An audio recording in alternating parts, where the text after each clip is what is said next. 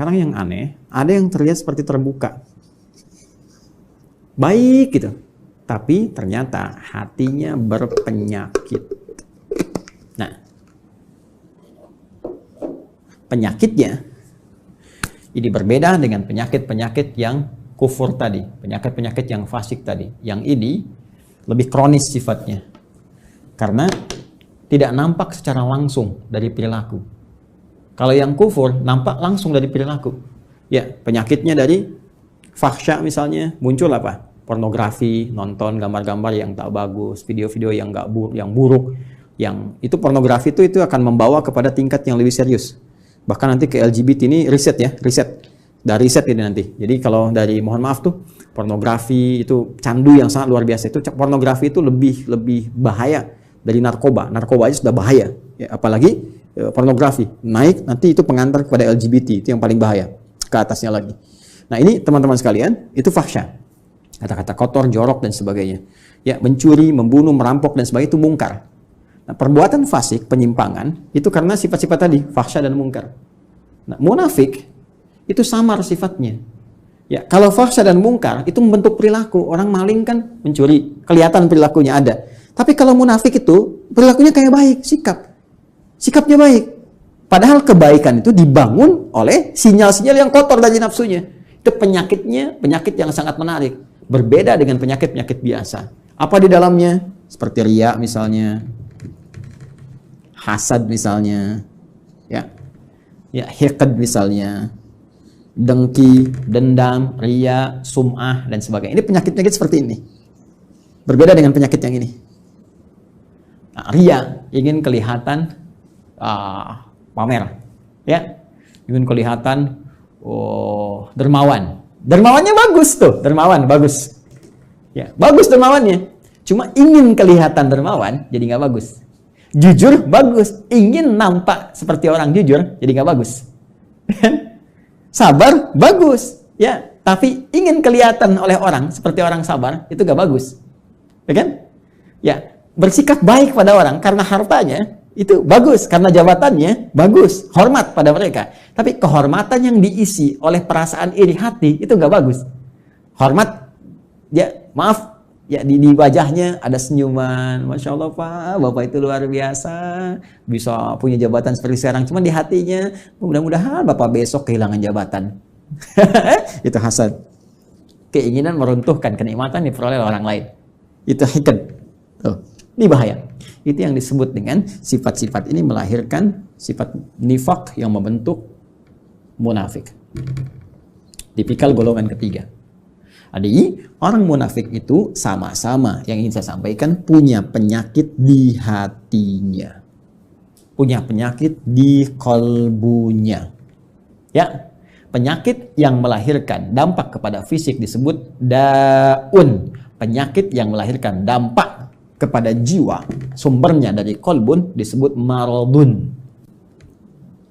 Jadi orang yang sedang riya itu maradun, orang yang sedang hasad itu kena penyakitnya maradun, orang yang hiqd, dengki, ya, dendam itu maradun, ada penyakit di kolbun.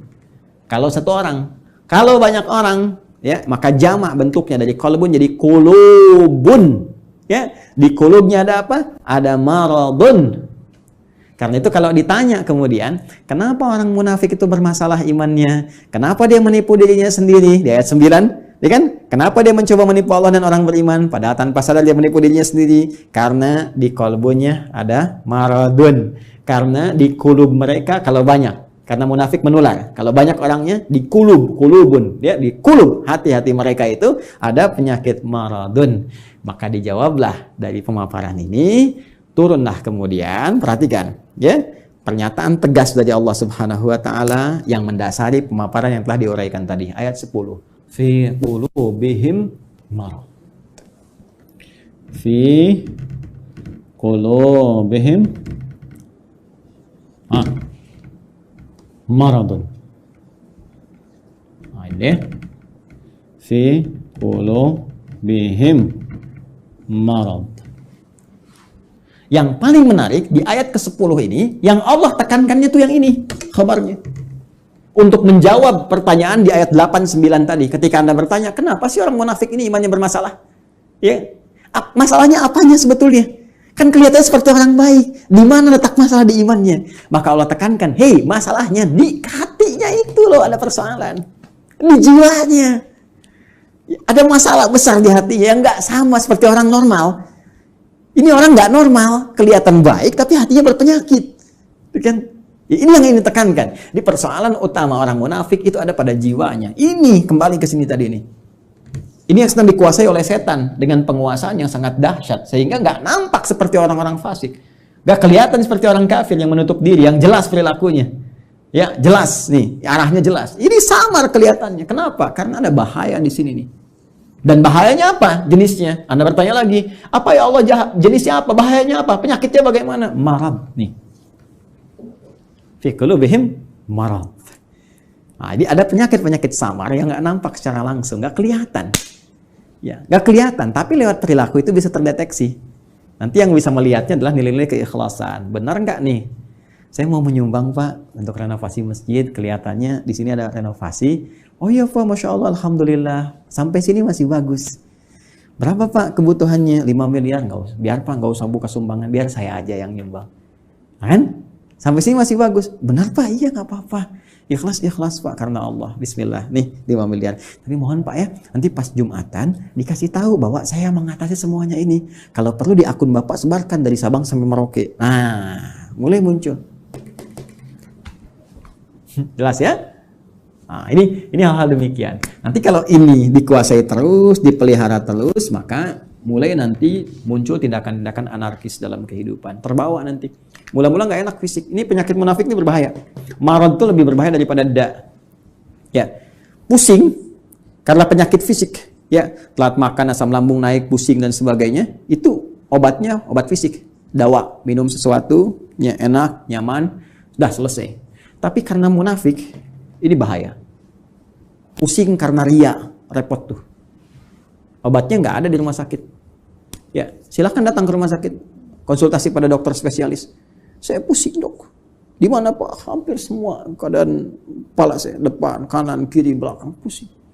Apa gejala yang dirasakan? Itu Pak, kalau tetangga saya beli handphone baru, saya pusing yang kanan. Kalau dia beli kulkas, pusing yang kiri Pak. Kalau dia pesen sesuatu yang baru, oh pusing yang depan. Nah itu, ini pasti yang ini nih. Ya, ini bahaya.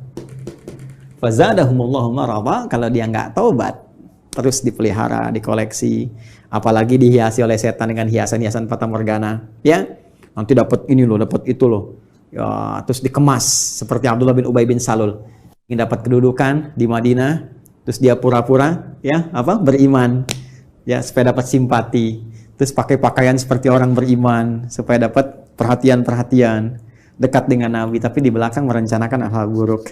Ya, anti terhadap Nabi, ya, mau bahkan mengeksekusi Nabi, bikin tempat makar kepada Nabi dan sebagainya. Masjid Dirar itu kan, dan seterusnya. Sampai wafat dalam keadaan yang mengenaskan. Itu hidupnya kolokan, ya kan? Hidupnya sangat mengecewakan, bikin susah, tapi matinya begitu kolokan. Dan itu kan sifat yang menular terus tanpa batasan, waktu, dimensi dan sebagainya, terus naik dia. Makanya kalau ditemukan lagi kekinian misalnya, nah itu hati-hati. Ya, ini saya sampaikan sekali lagi untuk kehati-hatian ya, bukan menghukumi satu dua pihak. Hati-hati cara membacanya, jangan salah. Kalau salah baca berarti Anda pun sedang dikuasai oleh setan, cepat ya.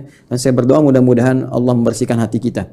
Awas, hati-hati ya, kalau ada kedudukan, ya, harta benda dan lain sebagainya, kalau ada sinyal-sinyal seperti itu, maka setan sedang mulai masuk.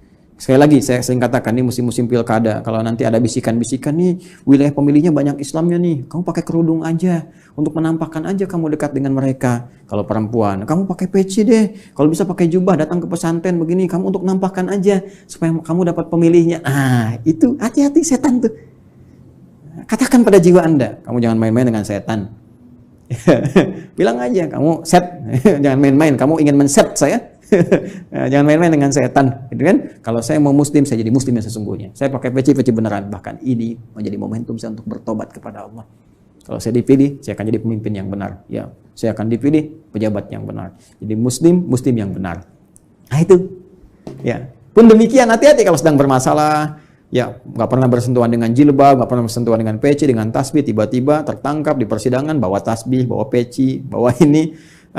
Kalau motivasinya bagus, jalan untuk bertobat, baik. Tapi kalau dorongannya, udah untuk menarik perhatian hakim, juri, supaya ada kasihan, unsur kesolehan, pakai aja ini. Itu pun dikuasai oleh ini, kalau tidak ada perubahan yang berarti. Ya, ingat saya menyampaikan, ya sebagai gambaran objektif, karena dari dulu ada seperti ini. Kalau muncul lagi sekarang, berarti kita bisa hindari. Ingat ya, kita tidak menghukumi satu atau dua pihak, tapi pelajaran kita bersikap objektif untuk melihat dan mengoreksi diri. Kalau ingin berubah, alhamdulillah. Kalau tidak, itu pilihan, tidak pernah ada paksaan. Ya, ini cara membacanya.